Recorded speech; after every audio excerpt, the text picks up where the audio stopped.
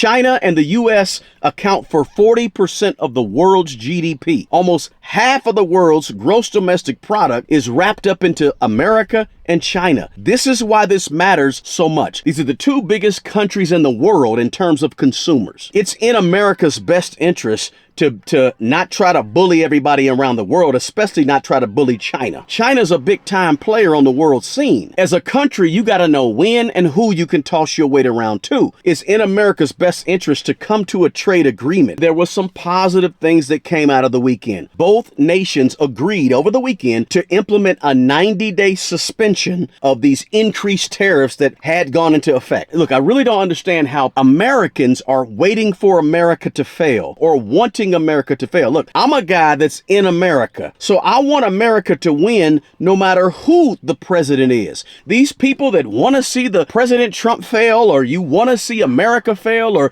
you want to see China get the best of America, and you live in America, I don't really understand that at all. Guys, most people really weren't ready for what happened.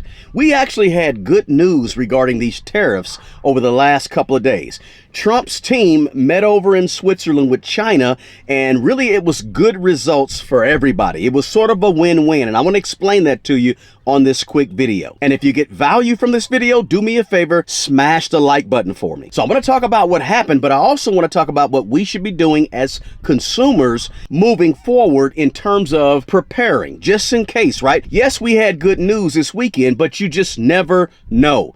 Everything is sort of in flux, right? Things are up and down. Things can be crazy. You never know. One statement, one crazy thing that goes on, and next thing you know, we're back at it, right? So we want to know what to do as consumers or investors regarding these whole tariffs that are out here. But first things first, let me just kind of lay some groundwork for you in terms of what tariffs are. I want to be clear about tariffs because oftentimes when we talk about tariffs, a lot of times people don't quite get it right. So I just want to lay that foundation first. A tariff is a tax, okay? Right? When you hear the word tariff, just replace it with the word tax. And it's a tax that's imposed by a government on goods coming into the country. In terms of things that are purchased elsewhere, depending on which country, there's different tariffs for different countries.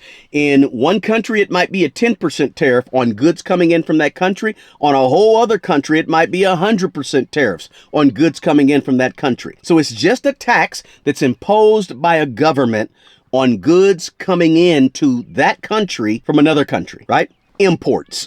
So to be clear, who pays a tariff? The companies in the country that are shipping those goods in are the ones who are responsible for paying this tax. If I make cell phones and I have to get cell phone parts from, say, Romania, and our U.S. government has a 50% tax or tariff on goods coming into our country from Romania, well, me, the company who makes the cell phones, I have to pay the tax because I'm using parts from Romania. So as a business owner in America, I'm encouraged to use American parts because there's no tariff on goods at home, domestic goods, right? The tariff is on parts coming in from Romania. So I may say as a business, you know what? I don't want to get my parts from Romania because I got to pay a whole bunch more dollars, and I also have to raise my prices to maybe keep up with that. Or I have to lay off people to keep up with that additional cost that I may have to pass on to the consumer and raise my prices. So I want to go ahead and get my parts that I used to get from Romania. I want to get them from right here in America so I can save that money. That's the whole gist of imposing tariffs on imports from other countries, to encourage businesses to shop in America or to shop domestically. And all countries do it, right? Tariffs is not just an American thing, right? Or a China thing. Almost every country on the planet has certain tariffs from imports. Sometimes those tariffs are nothing, right? Zero. But sometimes they're a lot. But I just want to clear the air on exactly what tariffs are so we don't get this thing confused. Now, let's talk about this trade imbalance and what actually took place. So let me just say this also. The trade imbalance between the U.S. and China is a real thing. Like some people think that, oh, the right side, the Democrat or Republicans are making this thing up, or the president is trying to make this more than what it is. Listen, there's been a trade imbalance with China, between China and America, for decades, right? So whether you like President Trump or you don't like President Trump is immaterial in terms of this video, in terms of what I'm talking about. It just is what it is. There is a large trade imbalance between the U.S. and China. So the U.S. consistently buys more stuff or brings in more stuff from China than China brings in American stuff into China. The U.S. has consistently, over the decades, brought in more goods from China than it exports or sells to China. In other words, most of you watching this video, if you're in America, you probably have 30% of all the stuff that's sitting in your house was made in China. But if you go over to China and you go to the typical average person in China's household, probably 5% of the stuff that they have in their household is made in America, right? That's the sort of results of the trade imbalance over the years. Now, I know that labor in America is a whole lot higher and more costly than labor over in China, right? Some people point to that as being a reason why we import so much more from China than China does from America, because it costs so much less to make stuff in China and have it shipped over here than actually making it here because of labor and so forth. Totally get it, right? But let me just dig into a few specific statistics that kind of hone this thing in. The trade deficit last year in 2024, the trade deficit with China was over $295 billion, which was a 5 or 6% increase from 2023, the previous year. So U.S. exports to China last year, 2024, was about $143 billion, whereas imports, things brought in from China, was over $438 billion, which was roughly that $295 billion trade deficit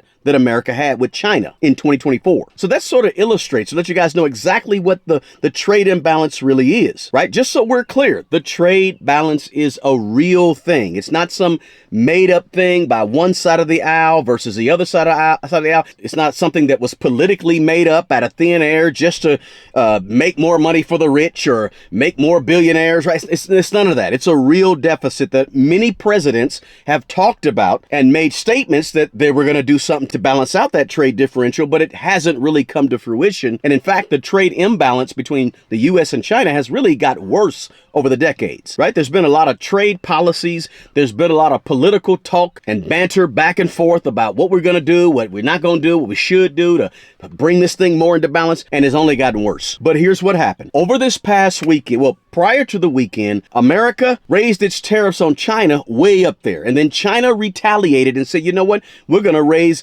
our tariffs on you for imports coming into China. We're going to raise that too. So it was sort of a stalemate, right? And there was talk about a possible trade war. And you had America coming out with their, on April 2nd, saying, hey, we're going to really impose these tariffs on all these different nations, 180, 190 different nations around the world, so that we could bring this thing back into balance and be fair, right? So there's trade talks going on with all different types of countries, but China is special.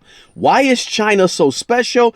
China is huge. So what happened over the weekend was, look, Trump sent a few guys over to Switzerland to meet China, and the U.S. and China had trade talks to hopefully sort of suppress this potential crazy trade war that could go ballistic, right? Trade wars turn into real wars quite often. So this is a very, very important weekend, important meeting, and there was some positive things that came out of the weekend. Really positive. The primary positive was that both nations agreed over the weekend to implement a 90-day suspension of these increased tariffs that had gone into effect. And the 90-day suspension of all this was to say, hey, look, let's suspend everything for 90 days and let's come back to the table in 3 months and let's hash this thing out, or maybe even before 3 months, let's hash this thing out so we can come to some fairness and we can avoid further implications and further problems that this thing may cause. So the U.S. reduced tariffs on China goods coming into America from 145% tariff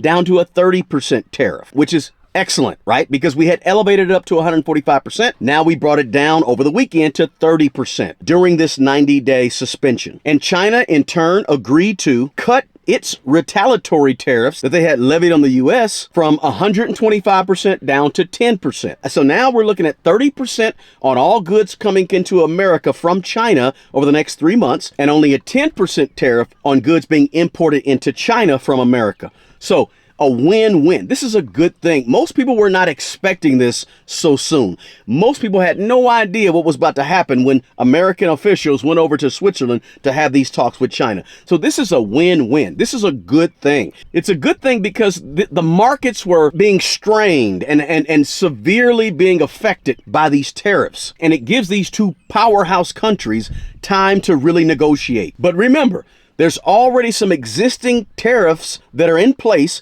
that haven't changed. Keep that in mind as well, right? Tariffs on cars, tariffs on, automobiles, tariffs on steel, aluminum, right? All those things remain in place as we speak, which really signals that this thing really is not over, right? It's still ongoing, right? We had a great weekend with this truce between China and America, but it's still going on. And we also know that the U.S. about a week ago had trade talks with the UK, right? And the US and the UK struck a deal as well. So these trends are hopefully going to ease some of the tension around trades and the talk of trade wars. And countries now can hopefully sit down and have this conversation and come to some long-term agreements, right? Because 90 days is really only a temporary relief. It's not permanent. Now, why does this matter to us? Look, fair trade agreements are very important to us as consumers here in America, right? Lowering tariffs is important for getting cheaper goods imported into our country, keeping some of the prices low at our businesses who utilize these imports from China and other countries. More choices, better quality choices for things, the goods we use on an everyday basis, and perhaps better prices that aren't elevated too quickly and too soon because of a company has to spend more money on something. So it works in our favor as consumers, right? Keeping inflation down, keeping supply chains open. It's a good thing. It's a win-win when we can get these trade talks down and we can have tariffs that are low. Not to mention fair trade is going to help with the stock market, right? If you're an investor in the stock market, think about how the stock market has reacted in the last 3 or 4 days to these trade talks and the 90-day truce between the US and China. The stock market has reacted incredibly favorable, right? So that's good for my investments. I'm an investor. Some of you watching this video, you're probably investors. It's good for businesses when you can keep tariffs low and you can have countries that agree and are at least willing to come to the table and have the conversation on how this thing can work in a favorable manner and a win-win manner for all countries, right? Because listen, the relationship between America and China, it impacts everything, right? Because these are the two biggest countries in the world in terms of consumers. China and the US account for 40% of the world's GDP, right? Almost half of the world's gross domestic product is wrapped up into America and China. This is why this matters so much. This is why it's so important that these countries agree on the topic of trade. These type of things, if they can get out of hand, guys, it can cause global recessions. So we don't want stock market volatility. We don't want businesses hurting. We don't want businesses suffering. All those things are going to affect our bottom line as investors because it's going to make the S&P 500, a negative 3% return for the year, as opposed to a 13% return for a year.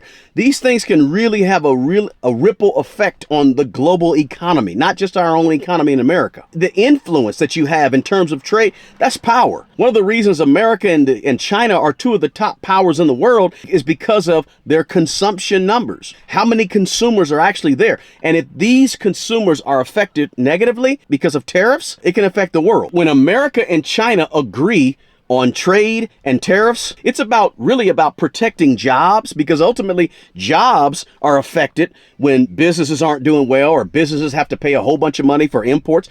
That trickles down to where you work, right? And so to avoid economic chaos around the world, what happened this weekend in terms of the US and China was a good thing. It was really a breath of fresh air. Now, I've heard some pundits and talking heads on TV and on across social media, YouTube, whatever, on news stations, talking about, well, America crumbled to China or America gave in. Listen, it's in America's best interest to not try to bully everybody around the world, especially not try to bully China, right? It's in America's best interest to come to a trade agreement. It's in America's best interest for not only peace and world peace, but also, again, us as consumers and investors here in America, it's to America's advantage to try to work this thing out peacefully without trying to toss its weight around, right? As a country, you got to know when and who you can toss your weight around to. China's not one that you can toss your weight around to. You have to deal with China because China's a world power at this point, right? China's no longer some third world communist country with a billion people in it. China's a big time player on the world scene. So you can have all these talking heads that say, "Oh, the Trump or the President Trump, he caved in." Look, it's to our advantage to cave in. Look, I really don't understand how people Americans are waiting for America to fail, or looking for America to fail, or wanting America to fail. Look, I'm a guy that's in America, so I want America to win no matter who the president is. Whether I agree with the president's politics, Republican, Democrat, that doesn't matter, because the bottom line up front is this: I'm in America.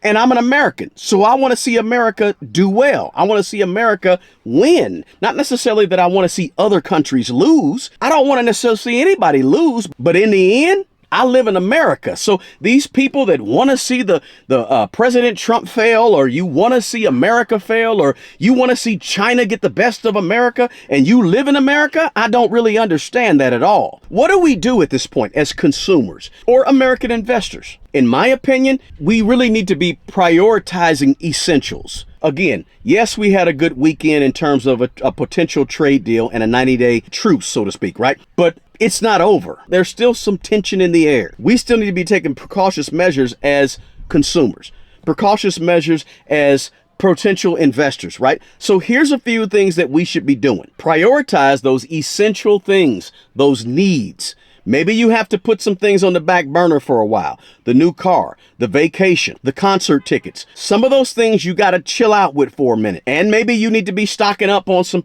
non-perishable goods, right? Your beans, your rice, your canned goods, your things that can stick around in the cabinet for 2 or 3 years, right? Now, listen, I'm not a prepper. I'm not telling you have to prepare a underground bunker somewhere for 5 years worth of supplies in the bunker. I'm not telling you all that. I'm just saying you do want to be a little bit wise when it comes to preparing for a potential increase in prices, because something might pop off. Look, something could be said tonight or today or tomorrow, and you just never know. All of a sudden things go bad, right? And you might want to consider purchasing some of the things now that may be affected by higher tariffs, right? If there's some things that you want to make sure you get, and you know that it's an electronics or it's something that you know that the price could go up if something goes wrong, you might want to purchase that or put a little money aside and take care of that now instead of taking care of it in 2 years, right? But prioritize those things, right?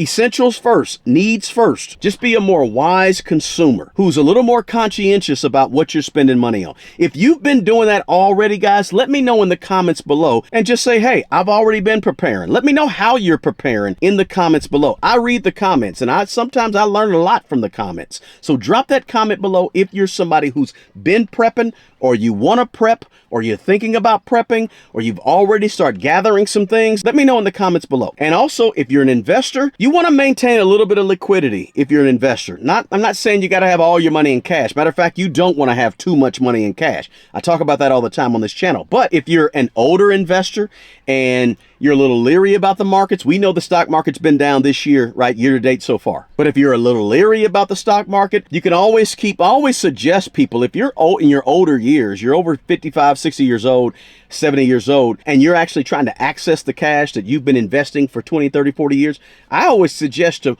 have different buckets. And in one of those buckets, you have some liquidity. You have some cash, some CDs, some of those fixed income assets, those things that don't fluctuate so much, that you have a bucket full of those things so that when markets are down, you can pull from that bucket as opposed to pulling from your more volatile bucket that may be invested in more volatile equities. Maybe you have a bunch of money in an S&P 500. You have a bunch of money in some stocks and so forth. Those are a little more volatile areas. And when times get rough in the stock market, and we have, like we have this year so far, a down stock market, you don't want to be pulling out things from your bucket with your equities in it, your stocks and your ETFs and index funds. You want to be pulling from that bucket of your liquid stuff, your fixed income, your CDs, your bonds, your cash, and things like that. So if you're older, you may consider developing and building a bucket of some of those type of things that you can have alongside of a bucket, a larger bucket of your equities that are in stocks and ETFs and index funds. Just a thought and a strategy that some people use as they get older and they want to start pulling money out. The other thing to think about is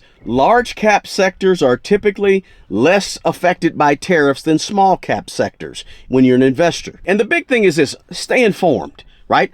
Check out channels and watch YouTube videos and read articles that keep you informed and that you can trust. Stay up on what's going on with tariffs and trade, especially between the big trading partners like the US, China, India, some of the larger countries, because they have a large impact on us as American consumers. And again, let me say this, guys, my only mission here is to get this word out, to help people understand this stuff and to get this word out that's not biased one way or the other. I'm not leaning left, I'm not leaning right. I'm leaning green. Okay, so it's all about our money and the things that we need to know in order to be better with our money. Just the information that we got to have in an unbiased way that is not trying to sell you anything, not trying to send you to a course or send you to a seminar or webinar or, check out. You ain't got to check out nothing. I'm just giving you the information, right? And I'm giving you the information again because I'm an American and I want to see America do well, right? I want to see everybody win. I want to see a win-win. That's why I was so excited and happy to see what happened over the weekend. It seemed like a win-win for at least 90 days between the two largest consuming countries in the world. That's a really, really big deal. Again, so it matters. It means something. And most people, they weren't really ready for what took place this weekend, right? They were ready for some shenanigans or something crazy to come out of it, some bad news. But look, it's good news for us. Everything ain't bad news. Sometimes we get good news, and that's a good thing, and it's to be celebrated, right? So listen, I hope you got some value out of this quick video. I want you to do me a favor. If you did get value, smash that like button for me. Let me know your thoughts. Drop me a comment and say, hey, here's what I think. Let me know in the comment section below. And hopefully these talks that we got this 90-day truce with lower tariffs between China and America, hopefully this will remain. If anything goes on, guys, I'm going to keep you posted. So turn your notifications on for this channel. As I always say, the absolute best person who's going to take care of that old you is the young you. Guys, take good care of yourself and take care of other people. Until the next video, peace.